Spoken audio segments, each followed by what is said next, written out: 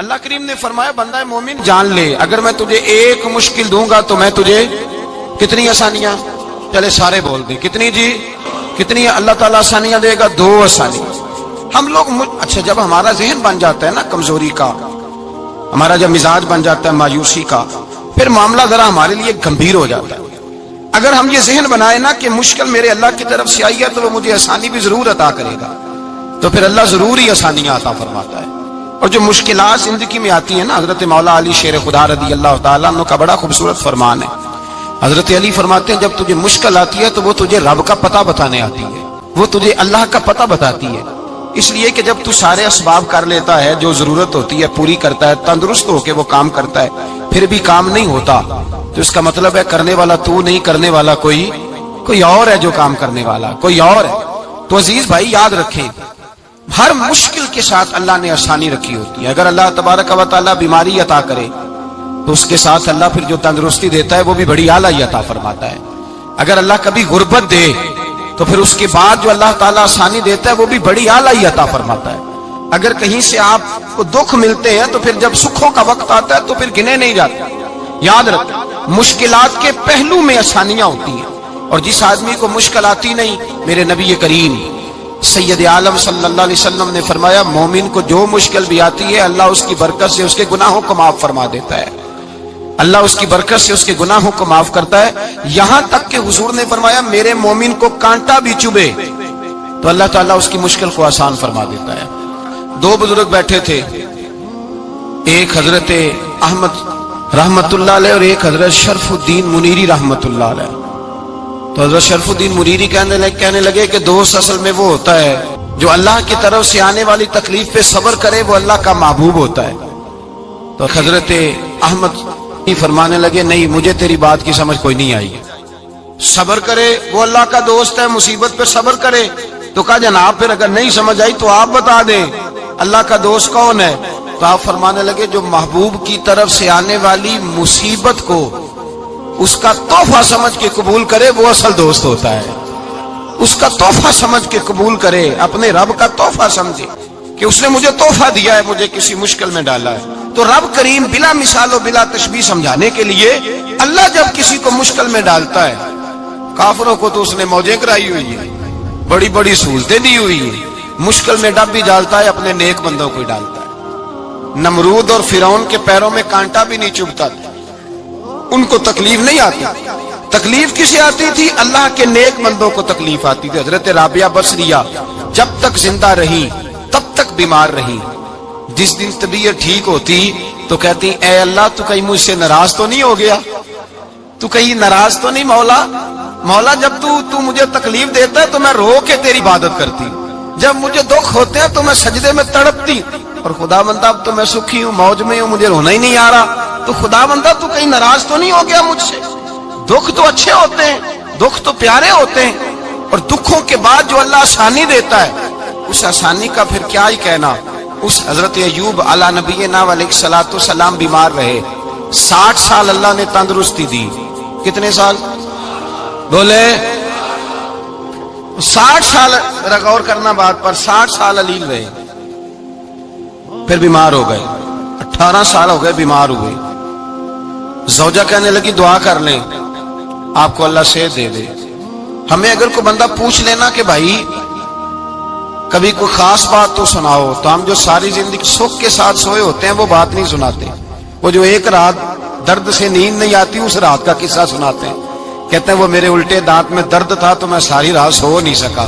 او بھائی جو ساری زندگی سویا ہے اس کا تو ذکر نہیں کر رہا، اور ایک رات جو تجھے نیند نہیں آ رہی۔ کسی سے پوچھا جائے، ڈاکٹر کہتے ہیں 360 ہڈیاں ہوتی ہیں وجود میں، کسی سے پوچھا جائے نا تیرا کیا حال ہے تو 359 ہڈیوں کا ذکر نہیں کرتا، جس گھٹنے میں درد ہے اس کا ذکر کرتا ہے، کہتا ہے یہ گھٹنے میں بڑی درد ہے۔ او بھائی باقی 359 ٹھیک ہے نا، ان کی بھی تو کوئی بات سنانا۔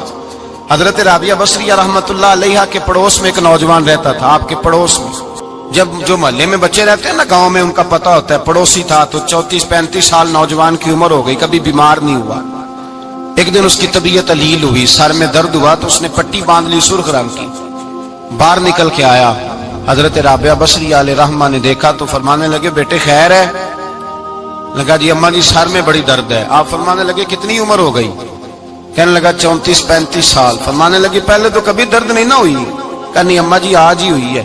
تو آپ فرمانے لگے 34 سال اللہ نے صحت دی ہے, تو نے شکر کی ایک پٹی بھی نہیں باندھی, اور آج درد ہوئی ہے تو شکوے کی پٹی تو نے فوراً ہی باندھ لی ہے. کچھ شکر کی پٹی بھی باندھنی چاہیے. حضرت ایوب 18 سال بیمار رہے. زوجہ کہنے لگی دعا کر لو, تو آپ فرمانے لگے بی بی سے کہ صحت کتنی دیر رہی؟ اس نے کہا 60 سال. تو آپ فرمانے لگے ذرا بیماری کو بھی 60 سال گزر لینے دو, پھر دعا بھی کر لیں گے. یہ دعا کی, اللہ یہ لفظ کہے, اللہ نے صحت دے دی, تندرستی آ گئی. ایک دن گھر میں بیٹھے بیٹھے زوجہ کہنے لگی کہ ایوب یہ بتاؤ دکھ اچھے کہ سکھ؟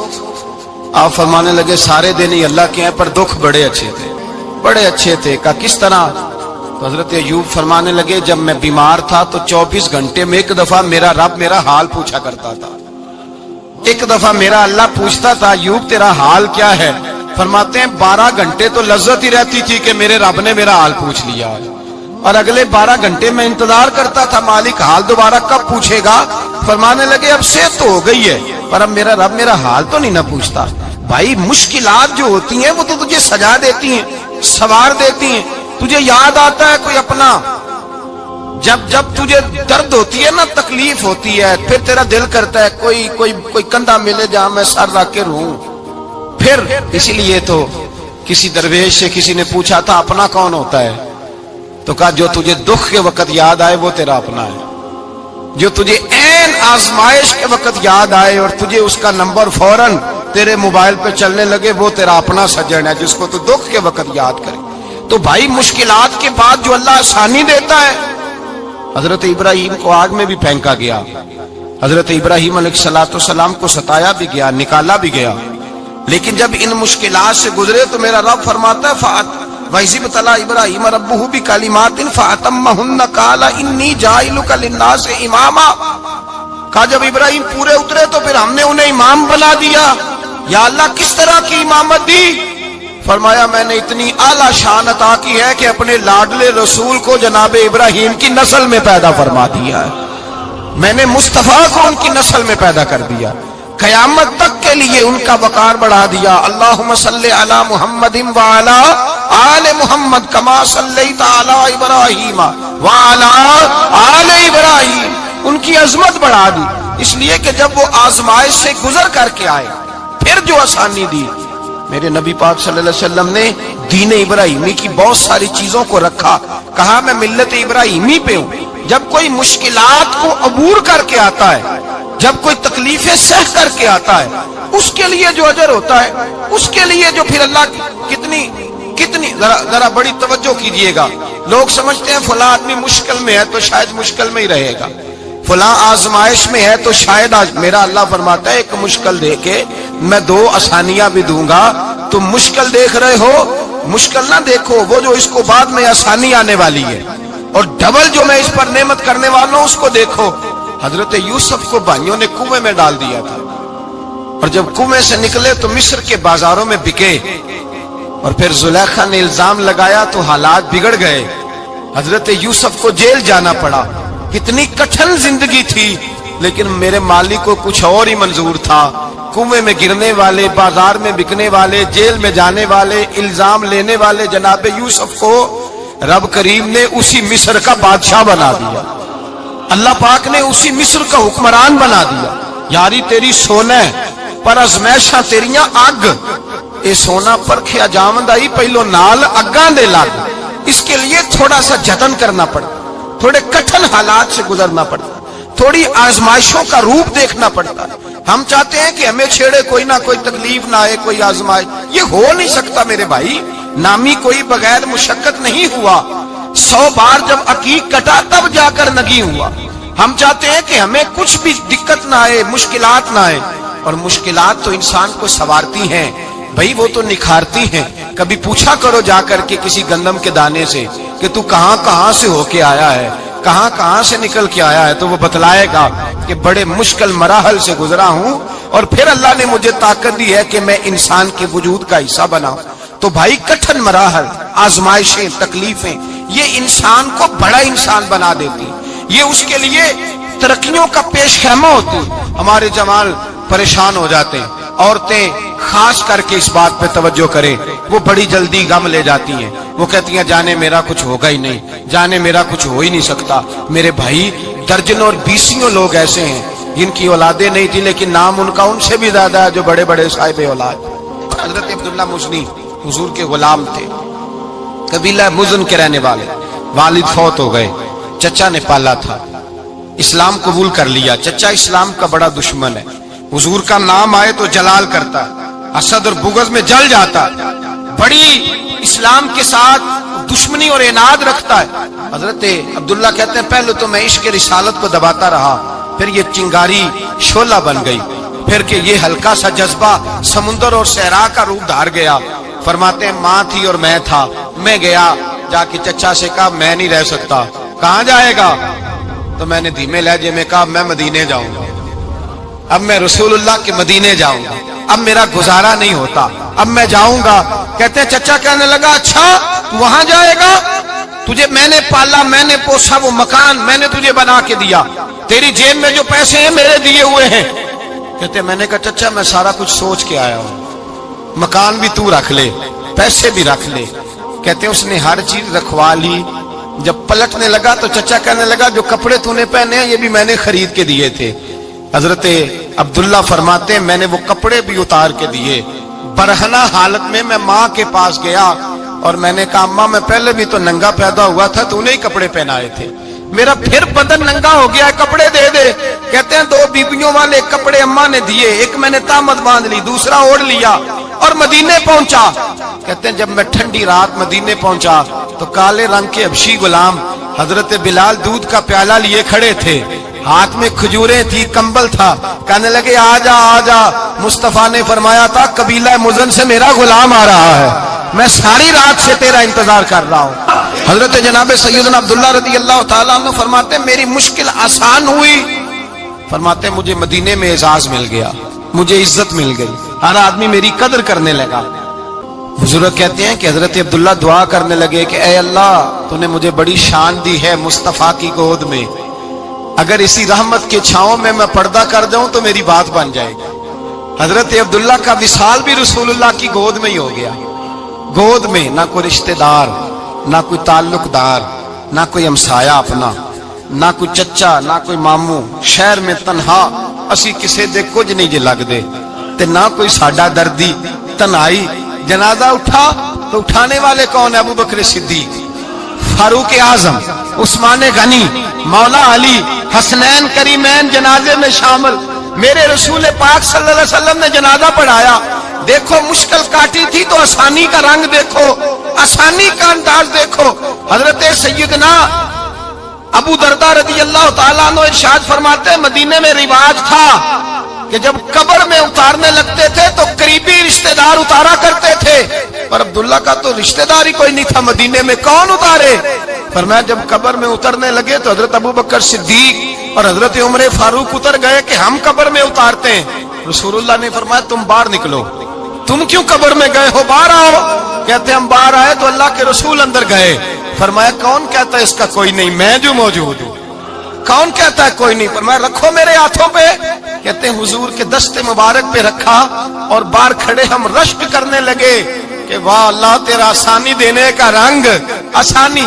इसने मुश्किल बर्दाश्त की तो रब ने मुस्तफा के कदमों में आसानियां अता फरमाई।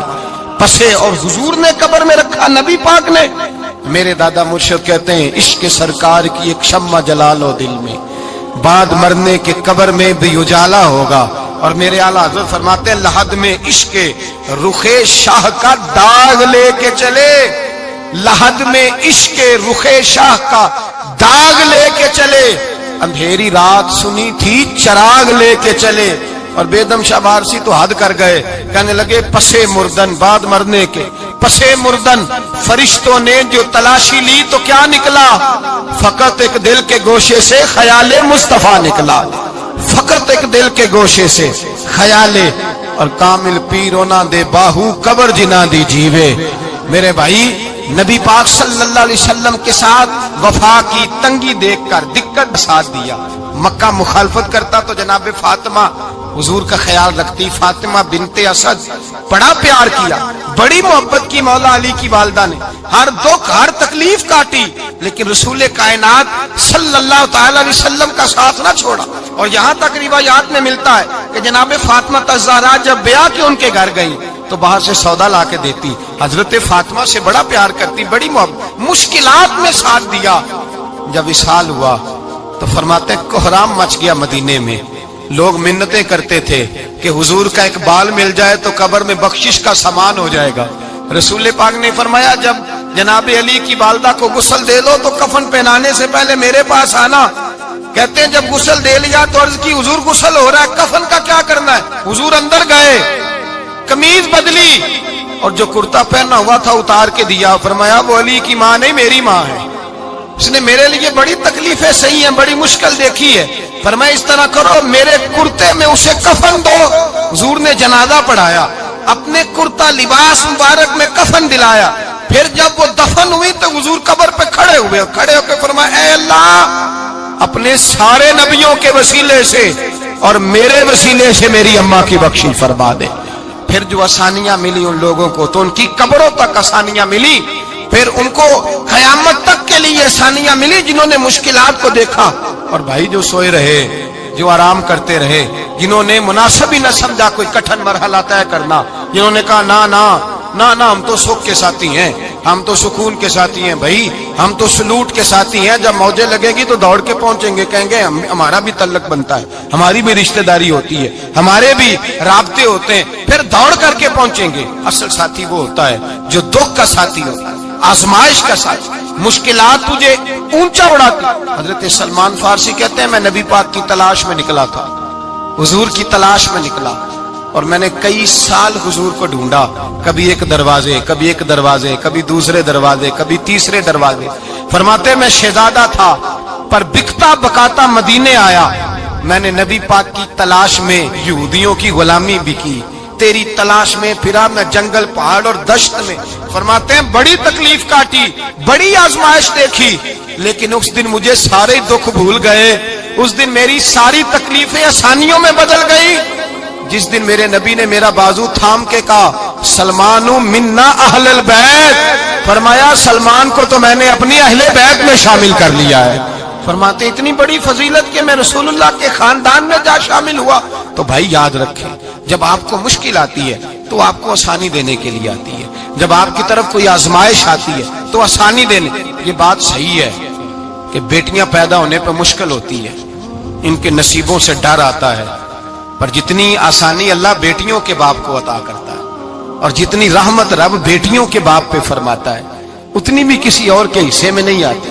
اس میں شک کوئی نہیں کہ بوڑھے ماں باپ کو جب سنبھالنا پڑے تو مشکل ہوتی ہے، بوڑھوں کی طبیعت بچوں جیسی ہو جاتی ہے، دقت ہوتی ہے، آزمائش ہوتی ہے، ان کی بات سننا بعض اوقات کڑوا لگتا ہے، ان کی فرمائشیں بعض اوقات بچوں کی طرح ایسی ہوتی ہیں جو حل نہ ہو سکیں، لیکن یہ وہی ماں باپ ہیں جن کی نوکری کے بارے میں میرے مصطفیٰ نے فرمایا اگر تو ایک رات انہیں خوش کرنے میں کامیاب ہوا تو اللہ 2 حج اور 2 عمرے کا ثواب عطا فرمائے گا۔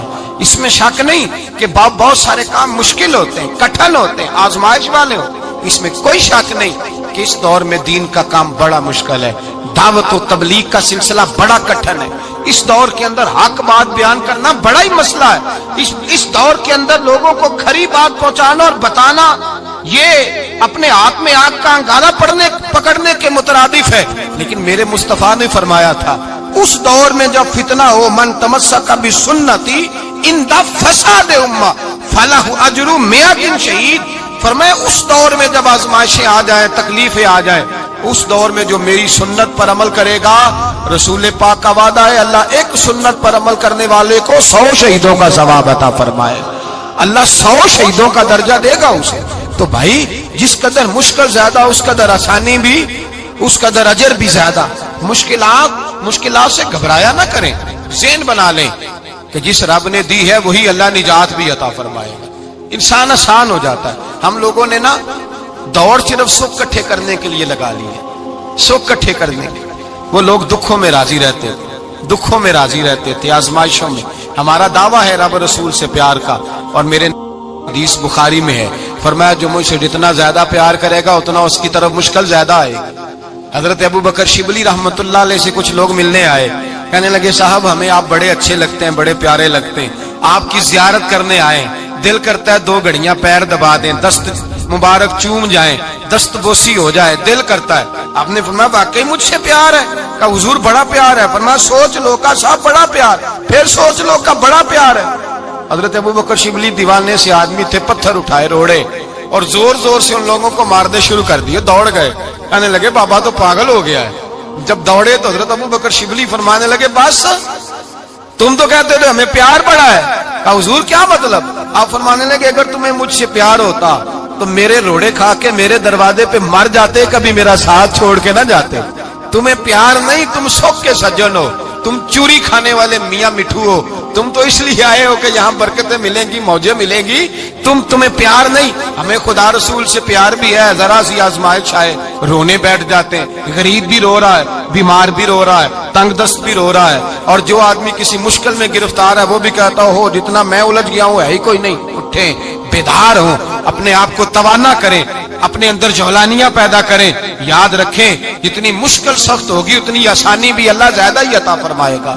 اللہ تعالیٰ زیادہ اور وعدہ کیا اللہ پاک نے، فَإِنَّ مَعَ الْعُسْرِ يُسْرًا إِنَّ مَعَ الْعُسْرِ يُسْرًا، فرمایا اگر میں تمہیں 1 مشکل دوں گا تو میں تمہیں 2 آسانیاں عطا فرماؤں گا۔ اللہ تعالیٰ ڈبل آسانی دیتا ہے اگر کسی پر مشکل ڈالتا ہے۔ اپنے آپ کو کمزور نہ کریں، ذہن بنائیں دکھ سہنے کا، مزاج بنائیں تکلیف برداشت کرنے کی، پھر یہ مشکل نہیں ہوگا، پھر آسانی سے بندہ گزر جائے گا۔ آخر دعوایا ان الحمد للہ رب العالمین۔